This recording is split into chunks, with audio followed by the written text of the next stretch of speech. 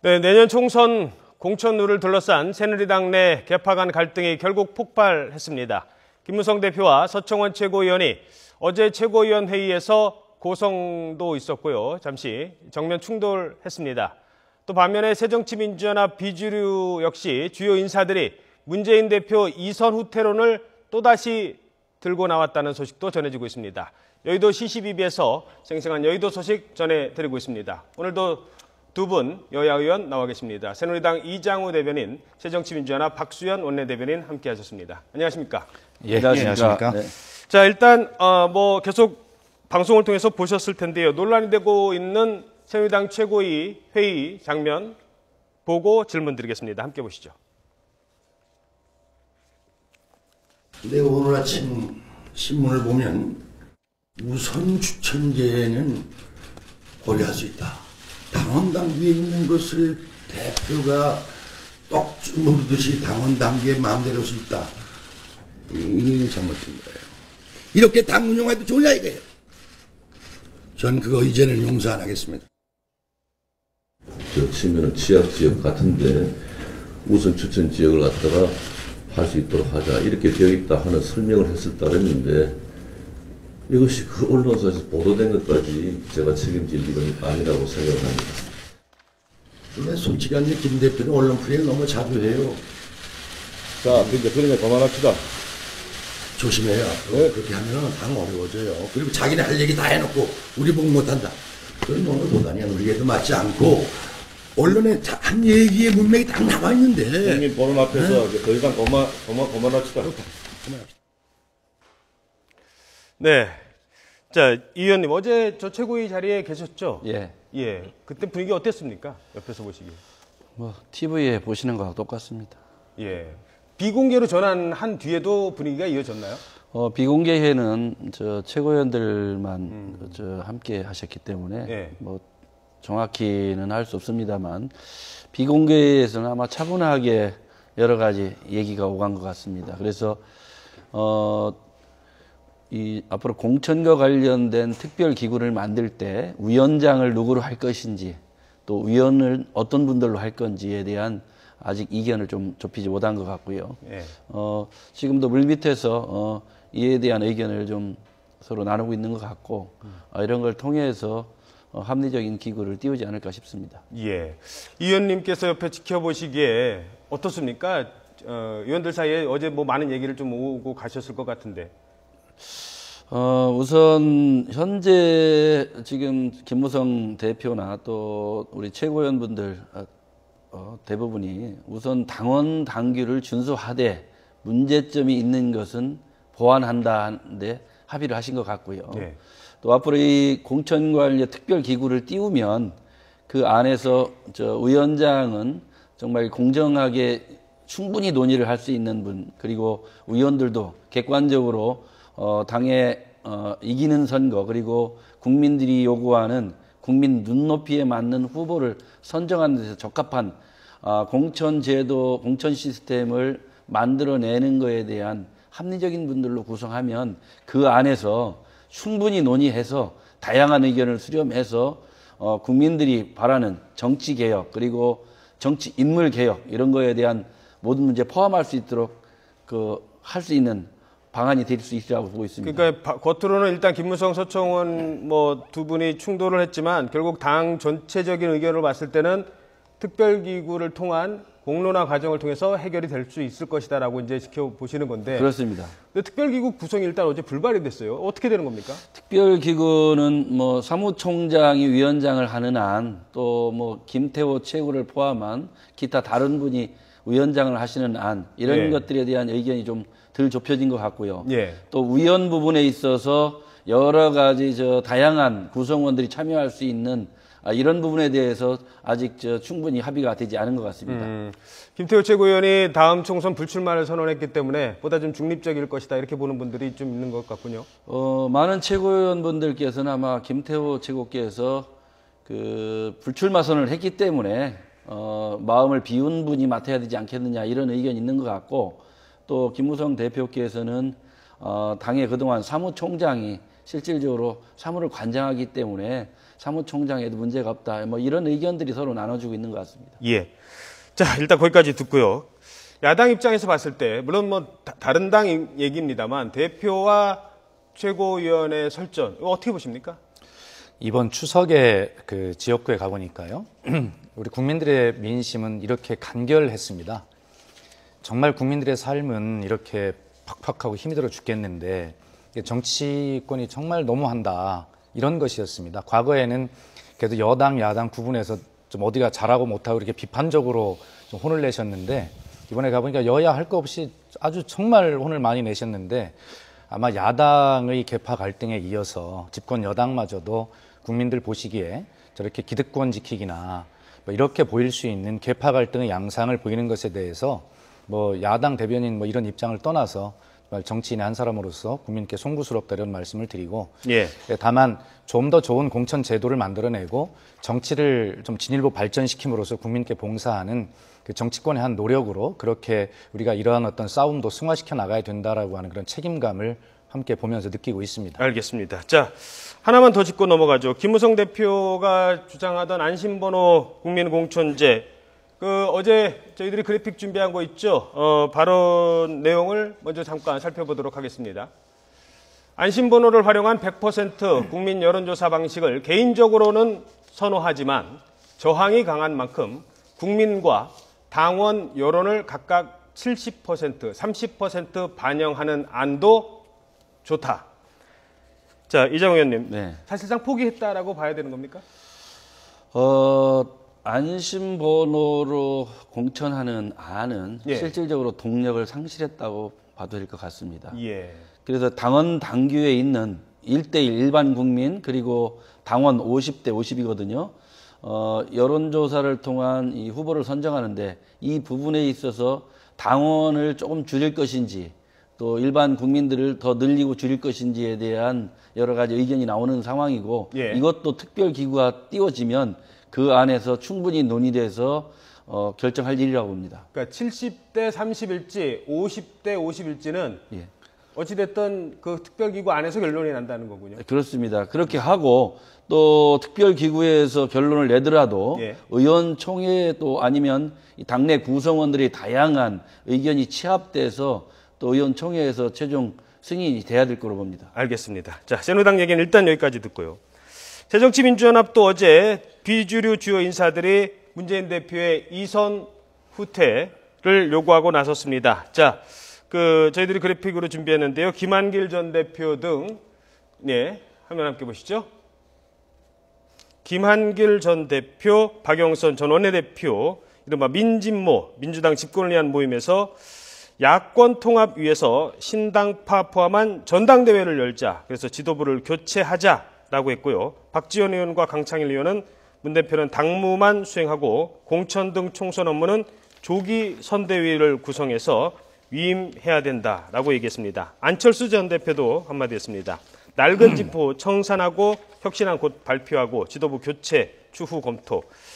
자, 비주류를 중심으로 이른바 문재인 대표 흔들기다라는 주장도 있고요. 일단 왜 이런 얘기가 또 나온 걸까요? 예, 이것은 뭐 문재인 그 대표 흔들기라는 차원보다는 야권은 통상 선거를 앞두고 결집해야만 여권의 벽을 넘어온 경험들이 있습니다. 또 예. 현실 정치 여건이 그렇고요. 예. 그렇기 때문에 소위 이제 빅 텐트론을 이야기하지 않습니까? 다 모여야 해볼만 하다 이런 것인데 지금 어쨌든 그 제2의 야권이 또 다른 당의 형태로 있고 또 저희 당도 뭐 분당과 신당 뭐 이런 것들이 계속되고 있지 않습니까? 분열해서는 진다는 것이죠. 그렇기 때문에 어떻게 하면 이 한 집에 다 모아놓을 것인가라고 하는 것인데 그러기 위해서는 여러 가지 형태의 풀이 방법들이 있을 것입니다. 뭐 조기 전당대회를 열어서 통합전대를 한번 하자. 밖에 나가 있는 사람도 다 들어와라. 뭐 이런 것들이죠. 다시 말해서 이것은 현 문재인 대표를 흔들기 차원보다는 그런 절체절명의 야권 승리를 위한 그런 한 방법론으로 그렇게 해서 통합의 어떤 모임을 만들기 위한 통합령을 만들어내기 위한 그러한 충정의 발언이다 이렇게 말씀을 드리고요. 잠시 전에 우리가 좀 논의했던 그 안심번호 있지 않습니까? 예. 그거에 대해서 우리가 정확히 해야 될 게 있는데 예. 이 안심번호 제도 이번 논란은 안심번호 제도라고 하는 것을 우선 법적의 영역으로 법적 근거를 만들어 놓고자 하는 것이지 그것을 가지고 공천을 하자 말자라고 하는 논의를 하고 있는 것이 아닙니다. 다시 말해서 안심번호는 기존의 어떤 뭐 여론조사를 하든 무엇을 하든 간에 그것이 이제 뭐 노출이 되고 위험성이 있기 때문에 좀 안정적인 방법으로 공정하게 해보자라는 그런 취지로 중앙선거관리위원회가 안심번호 제도 도입을 권고한 것이고 정개특위에서 여야가 합의한 것이고 이번에 여야 대표가 합의한 것입니다. 그래서 안심번호 제도는 법적으로 한번 도입을 해놓자. 그러나 그것을 하고 안 하고 몇 퍼센트를 어떻게 적용하고는 각 당의 공천 룰에 의해서 하면 되는 것이지 여야가 다 그렇게 하자고 합의하자는 것은 아닙니다. 그래서 그런 이번에는 그 법적 근거를 중앙선관위 제도에 권고에 의해서 만드는 것이 그거 가지고 각 당이 싸울 문제는 아니다 이 말씀을 분명히 드리고요.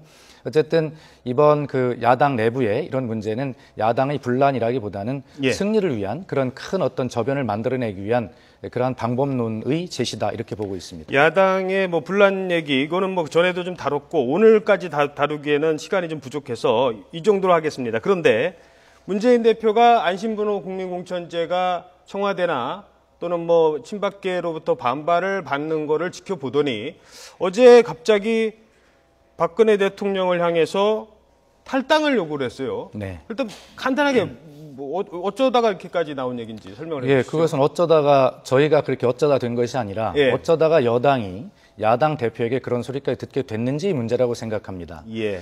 박근혜 대통령님께서요, 그 당선자 신분으로 새누리당 의원총회를 찾으셨을 때 앞으로 국회의 어떤 그 권한 이런 것들을 보장해서 여야가 좀 합리적이고 이렇게 정치를 할 수 있도록 그런 약속을 분명히 하고 계시거든요. 그리고 박근혜 대통령님 역시 의회주의자로 유명하신 분 아니겠습니까? 그런데 최근에 일련의 과정을 보면 유승민 원내대표를 쉽게 얘기해서 몰아내는 그런 과정을 보면 국회법 파동이란 말입니다. 여야 대표가 국회에서 합의한 사항을 뭐 대통령께서 헌법적 권한으로 거부권을 행사할 수는 있습니다만 그 과정이 매끄럽지 못했어요. 그리고 이번에 그 안심번호제 도입이라고 하는 것을 놓고도 청와대 관계자의 입을 빌어서 그 안심번호라고 하는 것 바람직하지 않다라고 하는 분명한 의사를 말씀하고 계십니다. 예. 그 결론으로 지금 새누리당 지도부에 아까 화면에서 보셨듯이 저러한 분란이 일어나고 있는 것이죠. 그것이 안심번호제 도입이 국가기구 아닌 선거관리위원회의 권고임에도 불구하고 청와대의 뜻이 강하게 지금 개입되고 있습니다. 그렇기 때문에 대통령께서 이런 정당의 문제나 국회의 문제에 너무 깊이 개입하시기 때문에 이런 분열과 이런 것들이 일어나니 대통령님께서는 지금 제일의 목표라고 계신 민생개혁과 이런 문제에 청년 일자리 창출에 좀 올인하시고 이 문제에는 좀 개입을 덜 하셨으면 좋겠다라고 하는 제1야당 대표의 충정의 말씀으로 들어줬으면 좋겠고 그것이 뭐 당적 이탈이나 이런 것들 그 자체로만 안 들였으면 좋겠다. 또 그걸 이야기하면 역사적으로 지금의 새누리당도 저희 참여정부 시절부터 포함해서 우리 대통령의 탈당 이런 것들 요구한 적이 수없이 많다라고 하는 것을 말씀드립니다. 예, 아유 죄송합니다. 잠시 뒤에 제가 반론 기회 드리겠습니다. 말씀하시죠. 날아다니는 곤충도 웃을 일입니다. 예. 정치도 이상 있을 수 없는 일이고 그리고 과거 열린우리당에서 노무현 대통령 내쫓듯 이렇게 하라는 뜻인데 이건 있을 수 없는 일입니다. 사실은 이 문재인 대표가 이런 얘기할 자격이 없는 분입니다. 경제 살리기, 뭐 민생 살리기, 야당이 지금 대통령께서 추진하는 4대 개혁 포함한 민생 살리기, 일자리 창출, 청년 일자리 창출 이런 모든 분야에서 제대로 한번 협조한 적이 없습니다.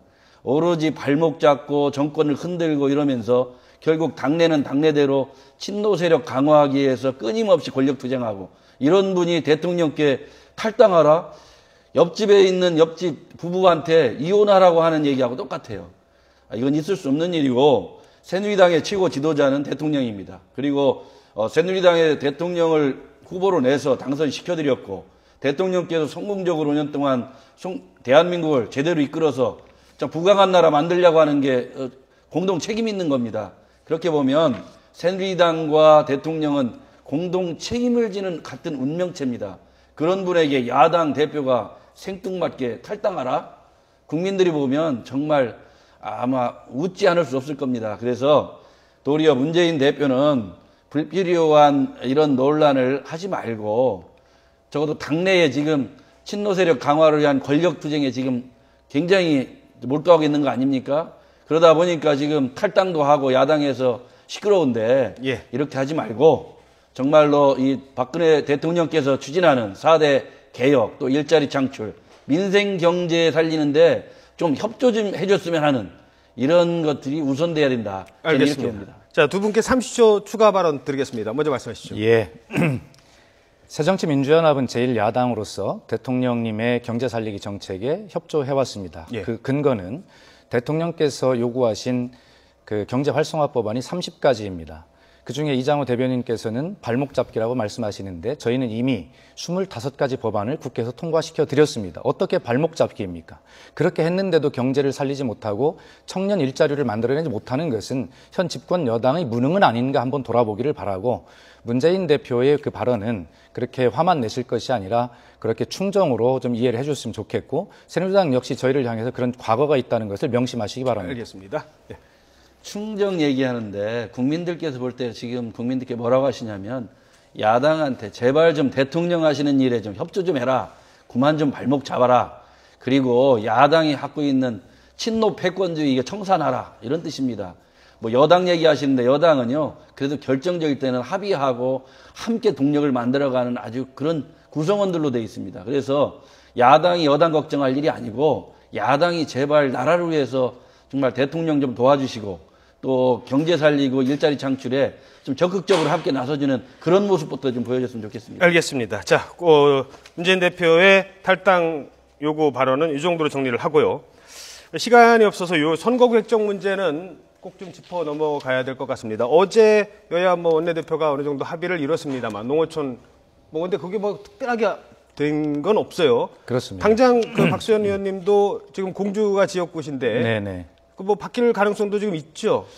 예, 어제 여야 원내대표 회담을 통해서 보면 예. 농촌 의석수 감소를 최소화하도록 정개특위가 좀 협의를 더해라 이런 것이 이제 합의인데 그것을 과연 합의라고 할 수 있느냐 이렇게 이제 보는 평가도 있습니다만 정개특위가 좀 분발해서 지금 며칠 시간은 있습니다. 그래서 이 정개특위의 선거구 획정 기준을 좀 빨리 마련해 줘야 되는데 예. 지금 야당안이 지금 거의 다 돼가고 있습니다. 다만 그것은 법률을 통해서 해야 되는 것이기 때문에 그 법률적 완성도를 높이기 위해서 저희가 막바지 작업을 하고 있다. 그것이 끝나면 바로 여당에 제안을 드릴 것입니다. 예, 알겠습니다. 자, 왜 거기까지만 들어야 되냐. 여기서 여야의 대척점은 뭐냐면 농어촌을 살리자는 데는 어느 정도 합의를 하셨어요. 그럼 농촌 지역구를 안 줄이면 그럼 비례대표가 남는 거 아니겠습니까? 자, 비례대표를 살려야 된다. 비례대표를 줄이자. 비례대표를 줄이자는 입장이 좀 많은데 이 의원님 입장부터. 저희는 그래서 농어촌 지역의 대표성을 살리려면 일부 농어촌 지역의 대표성을 갖고 있는 의원들 수를 좀 더 유지해야 되거든요. 예. 그러려고 그러면 지역구를 일부 늘리고 예. 또 비례대표를 줄이자. 왜냐하면 비례대표의 폐단이 그동안 계속돼 왔기 때문에 비례대표가 과거에는 공천 헌금이나 받고 또 한편으로는 권력을 가진 사람들, 밑에 있는 사람들 배치하기 위한 그런 제도 아니었습니까? 그러다 보니까 새누리당은 비례대표를 줄이고 지역구를 늘려라. 이게 아닌데 야당에서 받지 않고 있습니다. 야당은 단 한 석의 비례대표를 줄일 수 없다. 이 뜻은 뭐냐면 문재인 대표의 입맛에 맞는 사람들을 비례대표에 대거 공천해서 권력 기반을 공고히 하겠다. 결국 저희들은 그런 의도로밖에 볼 수 없는 상황입니다. 예, 반박. 네, 이장호 대변인님, 이 자리는 여야 싸워서 누가 이기자는 자리 아니지 않습니까? 전략공천이라는 문제를 가지고 그렇게 말씀하시면 안 됩니다. 그러면 지금 박근혜 대통령께서 김무성 대표와 지금 각을 세우고 있는 문제는 거꾸로 전략공천 30석 지금 보장하라는 그렇지 거 않습니다. 아니겠습니까? 전략공천 얘기는 자, 꺼낸 적이 없어요. 아니 새누리당에서는. 그러니까 이장호 대변인께서도 왜 남의 당 문제를 그렇게 말씀하십니까? 그건 안 되는 이야기죠. 국민이 다 그렇게 생각합니다. 아이고, 이장호 대변인 그런 국민만 아시나 보죠? 자, 저 질문에 답변을 드리겠습니다. 자, 비례대표가 헌법 정신입니다. 우리 그 여성, 장애인, 사회적 약자, 소수, 전문가들을 대변해서 좀 사회를 다양하게 발전시켜야 된다라고 하는 헌법 정신입니다. 그렇죠. 예, 그런데 우리 비례대표를 시행하고 있는 나라가 이장호 대변인께서는 전 세계 우리밖에 없다 그렇게 말씀하시던데 그게 아니고 이웃 일본만 해도요 비례대표 비율이 40%나 됩니다. 그 우리의 역사는 그래서 비례대표에 도입이 됐는데 이장호 대변인 말씀하시는 대로 부작용도 일부 있었습니다만 많은 기여를 해왔습니다. 그럼에도 불구하고 비례대표를 줄여서 지역구를 늘려온 우리의 역사가 계속 있습니다. 근데 이번에도 그렇게 하자는 것이거든요. 근데 저희는 그런 헌법 정신의 취지를 좀 지키면서도 농어촌 의석 감수를 어떻게 할 수 있느냐 이거에 대해 지금 안을 다듬고 있다고 말씀을 드렸습니다. 그러니 언론에서는 그렇다면 잠깐만요. 말씀 중에 죄송한데 그러다 보면 이제 많이들 걱정하시는 게 의원 수가 늘어나는 것 아니냐는 부분이 이제 지금 국민들 제가 이제 입장에서. 그 말씀을 예. 드리려고 하는 것인데 자 그렇게 질문을 하시죠. 그래서 저희는 이렇게 보고 있습니다. 국민들께서 용인하실 수 있는 최소한의 의원 정수 늘리기라면 예. 그것은 탄력적으로 검토해 볼 수 있는 것 아닌가라고 하는 그런 생각을 가지고 있다는 말씀을 드리고 야당 안을 다듬고 있는 중에 그것이 포함될는지는 제가 모르겠습니다만 오늘 아침에 정개특위 간사인 김태년 의원이 그 이학재 의원과 그 라디오에 나와서 그렇게 말씀을 분명히 하셨어요. 그래서 예. 이런 안들이 포함이 되되 다만 의원 정수가 일부 늘어나는 쪽으로 논의가 된다 하더라도 국민 감정이 용인할 수 있는 최소한의 범위 내에서 의원 정수를 늘리는 것도 탄력적으로 고려해 볼 수 있다라고 하는 그런 정도 생각을 가지고 있고 그것이 어떻게 되든 간에 빨리 그 정개특위를 통해서 좀 획정 기준이 합의가 좀 됐으면 좋겠다는 말씀. 새누리당은 예. 현재 의석을 줄이면 줄였지 한 석이라도 늘리는 건 절대 불가하다고 봅니다. 왜냐하면 국민들께서 지금 이 현재 정치 상황을 볼 때 국민들이 원치 않습니다. 국민들에서 원하지 않는 일을 국회의원을 늘린다, 뭐 조금이라도 늘려보겠다, 이거야말로 야당이 갖고 있는 꼼수라고 봅니다. 예, 알겠습니다. 자, 지금 뭐 많이들 고민을 했습니다만 그래도 이 문제는 의원들의 문제입니다. 제가 한 15초, 20초만 질문 드리죠. 지역구 의원이시고 또 뭐 비례대표이기도 있습니다만 공천이라는 것만큼은 의원 입장에서 또 지역구만큼은 의원 입장에서 이거는 생존권이에요. 어떻게 보면 이 문제는 민감하고 또 그렇다고 국민들 생각하지 않을 수 없고 그런 고민에 빠져 있을 것 같아요. 솔직한 심정만 간단하게 좀 설명해 주시죠. 예, 저는 합구 대상이기 때문에 더 민감하죠. 예. 저를 스스로 성찰해봤습니다. 그랬더니 여당이든 야당이든 어떤 제도가 나오든 간에 우선 나는 어떻게 될 것인가를 고민하게 되는 게 정말 솔직한 심정이더라고요. 그래서 아마 지금 말씀하신 대로 의원 입장에서 오면 지역구를 지키고 공천을 받는 문제는 생존권의 문제이기 때문에 좀 이렇게 치열할 수밖에 없다는 말씀을 드리나 어떤 국민의 눈높이를 우리가 잘 명심하면서 그 생각해야 되겠다 이런 또 반성도 함께 하게 됩니다. 예. 선거구 획정도 국민이 눈높이에 맞추면 된다고 봅니다. 그래서 이 정치인들 개개의 유불리는 중요하지 않다고 봅니다. 단지 국민들께서 요구하는 정치 개혁 그리고 이 선거구 획정 이것을 받아들이면 된다고 저는 봅니다. 알겠습니다. 지금까지 이장우 박수현 의원이었습니다. 자, 두 분 말씀 고맙습니다. 자,